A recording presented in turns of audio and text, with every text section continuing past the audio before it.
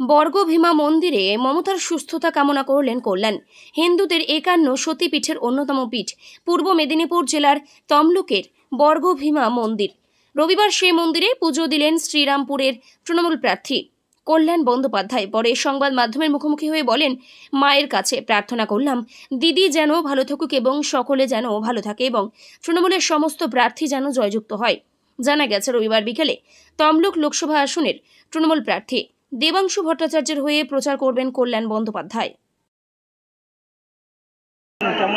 মায়ের কাছে যখনই আসি তমলুকে তখনই তো পুজো দিই। আমি 1969-এ ক্লাস 9-এ পড়তাম, তখন আমি বাবা তমলুকে থাকতো, তখন তো প্রতিদিনই প্রায় বর্গভীমা মন্দিরে আসতাম।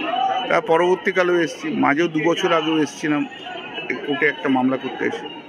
মা যখন জায়গা দেয় তখনই তো আসতে পারি, যখন ডাকে তখনই আসতে পারি। আমাদের কোনো ইচ্ছে মতো তো আসতে পারি না, তার ইচ্ছে থাকলে তবে আসতে পারি। এসেছি, ভালো লাগছে।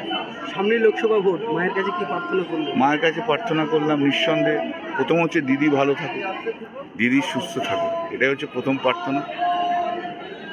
সমস্ত মানুষের ভালো হোক, সবাই ভালো থাকুক, আর আমাদের সব প্রার্থী যেন মায়ের আশীর্বাদে যেতে, এটাই হচ্ছে। ব্যুরো রিপোর্ট, এখন সংবাদ।